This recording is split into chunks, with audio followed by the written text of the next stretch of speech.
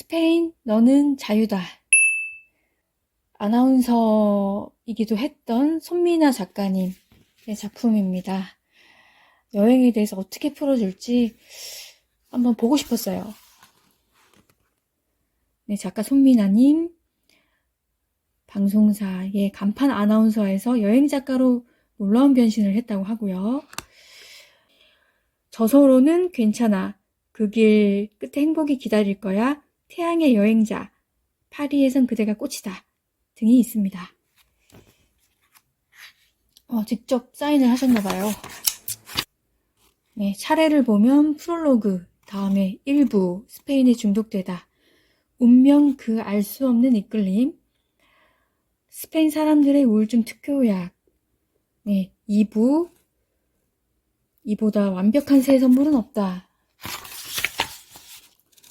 3부, 히틀러를 이긴 작은 거인, 내 사랑 꽃무늬 스포츠카, 네, 4부, 코난과 함께한 여름, 멋진 게요.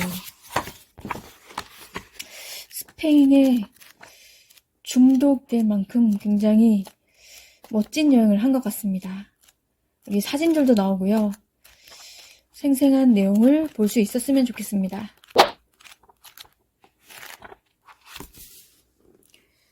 나도 두려웠다. 하지만 더 이상의 도전도 실패도 없는 죽은 삶은 더 싫었다. 의미심장하네요.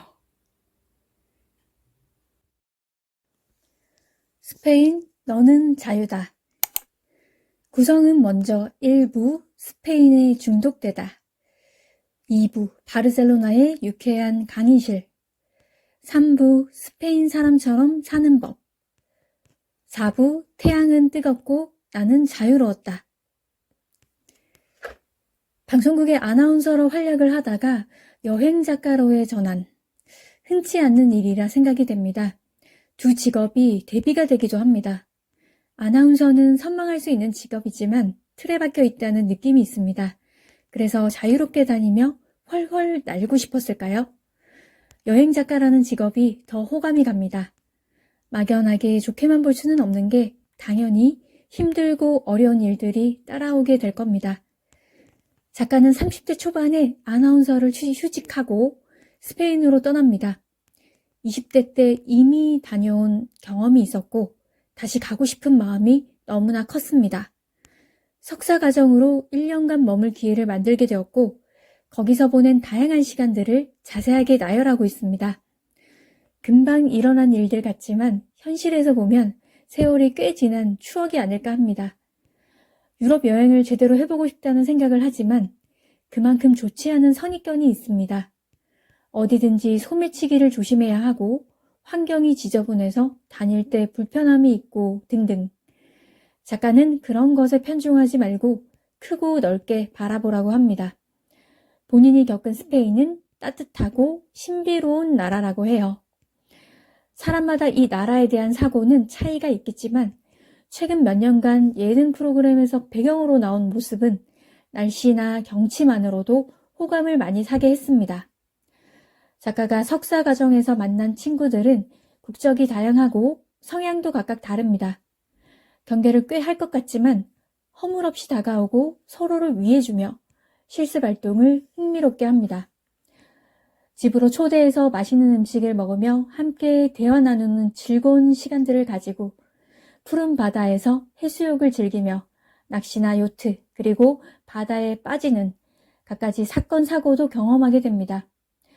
바다를 누려보고 싶다는 작가의 말에 부모님을 설득해 해변의 집을 선뜻 무료로 빌려준 친구의 마음이 엄청 크게 느껴졌습니다. 역시 국적을 초월해서도 우정을 진하게 나눌 수 있습니다. 잠시 떠난 마요르카에서 만난 로리타 여사. 애국가를 만든 아닉테 선생의 배우자이고 현재는 고인이 되었습니다. 로리타 여사는 한국인의 방문에 무척 반가워했고 남편에 대한 애정이 남달랐습니다. 작가는 공부를 하면서도 친구들과 함께 메노르카, 이비사, 포르멘테 등의 섬에서 잊지 못할 추억을 만듭니다. 낭만적인 섬들과 맑은 바다, 그냥 놀면서 한 달은 충분히 보낼 것 같습니다. 스페인에 대한 로망이 가득해지는 책이고 작가의 설렘을 충분히 읽을 수 있었어요. 그 가운데서도 어두운 역사는 존재하고 스페인이기를 거부하는 바스크라는 지방이 있습니다. 영문도 모른 채 가족을 잃은 아픔을 겪은 사람들은 지구 반대편에도 이렇게 존재합니다. 축구가 일상인 나라, 플라멩고에 열정을 싣고 고풍스러운 문화를 엿볼 수 있는 이 나라가 궁금합니다. 작가는 여러 가지 고민과 망설임이 가득한 이들에게 용기를 가지라고 합니다. 어떻게든 굴러갈 테니 포기하지 말고 떠나라는 겁니다. 여건이 안 되어도 떠나는 사람들을 매체에서 보기는 합니다. 소중한 경험을 쌓고 오는 모습을 보면서 실행하는 것과 하지 않는 것의 차이는 클 수밖에 없다는 생각입니다. 책에서 인상 깊은 부분을 읽어볼게요. 한국에서의 시간들을 다시 떠올리다 보면 후회스러운 일도 많았다. 내가 있던 자리, 내가 가진 것들이 얼마나 감사한 것인지를 미처 깨닫지 못할 정도로 생활에 치여 불평하거나 짜증스러워했던 나의 모습들이 안타깝게 느껴졌다.